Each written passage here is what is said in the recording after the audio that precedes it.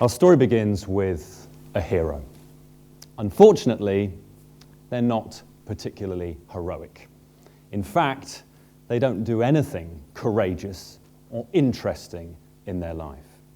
As a result, they're very unhappy, they're unfulfilled, and if they keep going like that, they will never reach their full potential. Now, they would love to be a hero like the hero from their favorite stories, with a suit of armor and a sword, laying waste to everything that gets in their way. But they feel that that ideal, that state of mind, is beyond them. The disparity between where they are now and that heroic person is simply beyond them. They have a friend who encourages them, who is a kind of mentor figure, and the hero sees them like the mentors from their favorite stories, a combination of Obi-Wan Kenobi and Gandalf and Dumbledore and Morpheus, and sort of Obi-Gan, Dumbledore, Orpheus. And they really look up to them because they've done amazing things in their life. And they always push there and say, just go, do things, be free. You keep talking about that nice person who smiles at you. Ask them out for a drink. You keep moaning about your job, go and work somewhere else. Go for an interview somewhere. Travel the world, experience, do things. But the hero will never do this for one simple reason. They're demons. They are dreadfully, terribly afraid. Afraid of failure, afraid of messing things up. They bring with them all this baggage from their childhood, thinking, oh, it's going to go wrong like it always does. They are trapped by their demons, by their fears, trapped in a little world from which they'll never escape unless something changes. And then one day, something happens, something rather unpleasant. They lose their job. And so suddenly, they are forced now to try and handle their fears. They realize now that they must go for an interview. And they discover at this particular interview they require a presentation. It's their worst fear. They're going to have to stand up in front of people and talk. And on the same day, that nice person who's been smiling at them asks them out for a drink. And so now they are set on this course of action that will transform their life. And at that moment, they do something incredibly courageous. They take a step from the safe little world that they've lived in into the world of their fears, like a dark forest. Now, I did stand-up for a number of years, and I learnt not how to vanquish my fears, but how to handle them, how to deal with them. From doing hundreds and hundreds of performances, I learned 2 simple techniques that will help you. So perhaps I'll share those with you today. The hero starts off on their path. They're preparing, they're researching the job role, they're learning about what they might be doing, they start rehearsing their presentation, they're thinking about the date, that's in the back of their mind. When who should they encounter but one of their demons, blocking their path? And the demon speaks to them and says, what are you doing? What are you up to? What are you doing? You're getting ready for an interview. Oh, wonderful. This will be the 3rd interview you've had in your whole life. I'm sure that's going to go well. And what's that? You're going to give a presentation as well. This will be rich. Do you remember the last presentation you gave? It was a disaster. And, what's that? You're going to have a date, are you? That's nice. I'm sure that's going to go well. Why are you even here? This is a place for brave people. You don't belong here. You don't have any courage. You have no value. You have no worth. Stop. Give up. Go home. Why don't you get a job that's more suited to your abilities? Something menial, something simple. And at that moment, the hero falters and they think, hang on, maybe this is right. Maybe they're right. Maybe I can't do it. But fortunately, their friend appears and says, wait a minute. Excuse me, they barge their way past the demons. Excuse me, sorry, quick thing, and should probably tell you, a little bit of advice, a top tip, if you will. If you accept the presence of your demons, if you accept that they will always be with you, it might protect you, might help you out. All right, lovely, see you later. And off they go. And the hero trusts their friend, and they think, hang on, wait a minute, maybe this is right. Maybe if I accept them, that will work. And this is the first technique.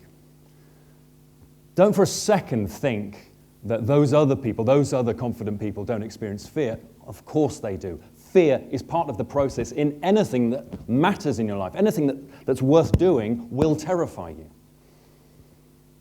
But it's part of the process. Like Sherlock Holmes says, fear is simply wisdom in the face of danger. It's nothing to be ashamed of. Susan Jeffers says, feel the fear and do it anyway. And as soon as the hero does that, they find that they are almost protected with a suit of armor. A suit of armor manifests itself around them. Now, they are not protected entirely, but they are safe enough so that they can continue on their route. When the demons come, they are irrational, emotional. They come in the middle of the night. They unsettle the hero. They have physical effects as well as mental ones, shaking and sweating. But the hero keeps going. They keep preparing. They keep doing what they should be doing. Now, in my experience as a stand-up, fear, absolutely part of the process. You're going to experience it every time you do something that's important. And I found it was really part of the ritual. I mean, when you're really terrified, you have to go through a simple series of just remembering, I know this stuff. I'm good at this. I have value. And so when you're really terrified, you have to remember this is okay. This is absolutely normal and part of the process. It's a little bit like driving a car. Imagine if your life is a journey in a car. The demons want you to stop. They want you to switch off the engine, get out. But if you accept their presence, it's a little bit like they're in the passenger seat.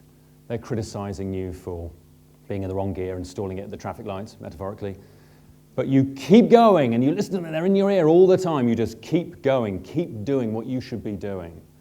You're not invulnerable, but you have enough that you can continue and keep moving. In stand-up, you become addicted to this experience of your heart racing, of the adrenaline rush, and you realize that's fine, this is important. Of course, I'm terrified because I don't know the result of what's going to happen and I care about the result. Good, that's excellent.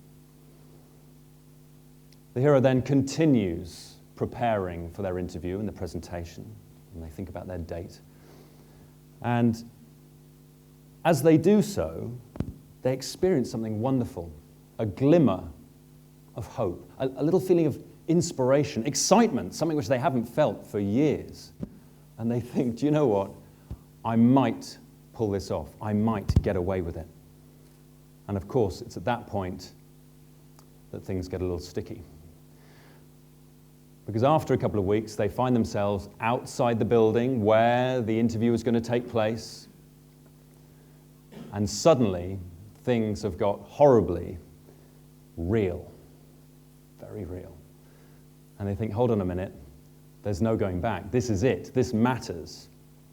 And of course, at this low point, what should happen? But the demons appear. And they say, what are you doing? Why are you even here? This is ridiculous, look at you. And this is one of the demons' favorite techniques, to criticize the appearance. And so our demons say things to us like, you're too short, you're too tall, you're too young, you're too old, you're too scruffy, you're too smart, you're too well-spoken, you're too common.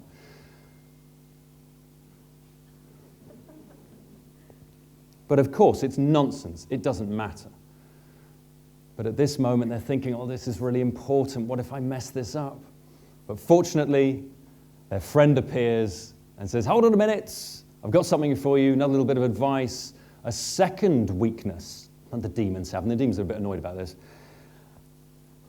If you not only accept who you are, but you embrace the flaws and the weaknesses, it will give you a certain amount of power.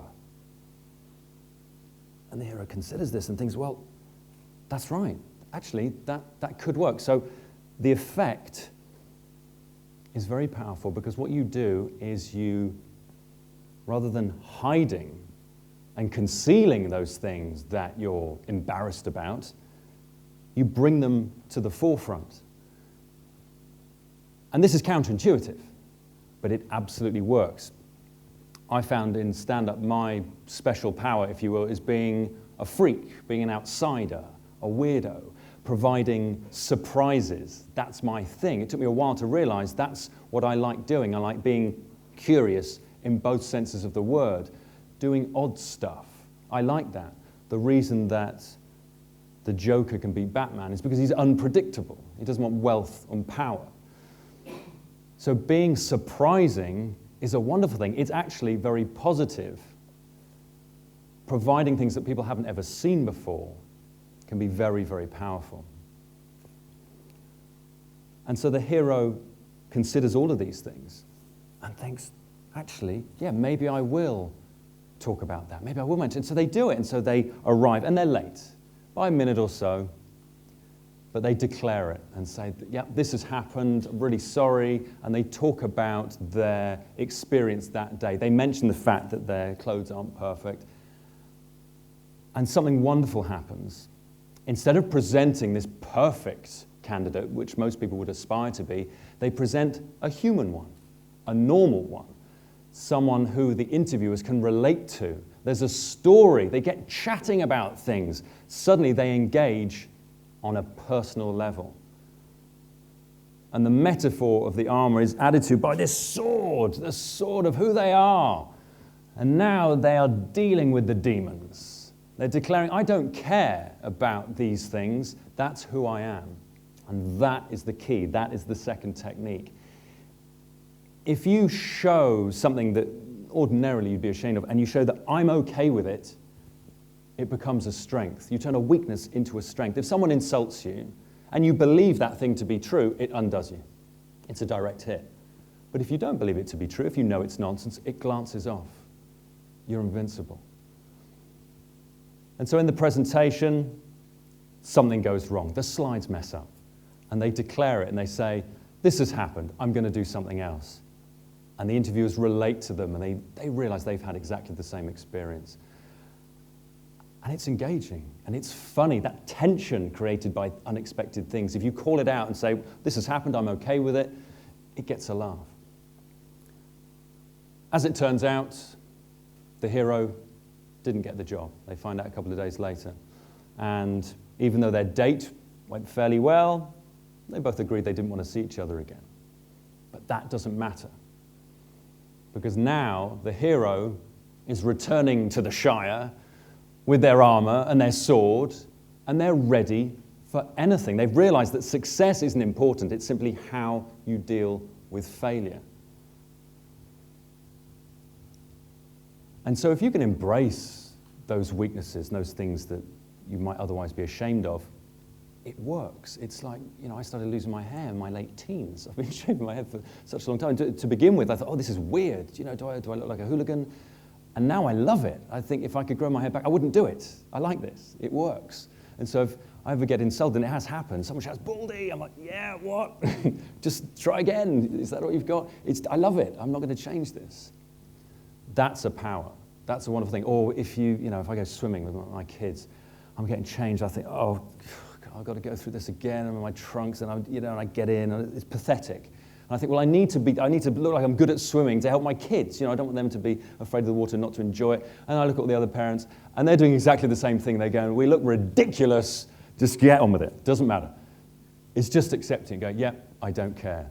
That's a weird tattoo. Just go with it. It's fine. And it's funny when a bully attacks someone who they think is vulnerable, and they're not vulnerable. It turns it around. It's a beautiful thing to see. So to conclude then, if you accept your fears, embrace them, go along with them, go with the flow, you will protect yourself a little. If you embrace your peculiarities, you will present those things that make you interesting. Because the things worth doing in life are terrifying. And that's that. The demons, our fears, are all up here. And handling them, dealing with them, begins and ends with us. Thank you.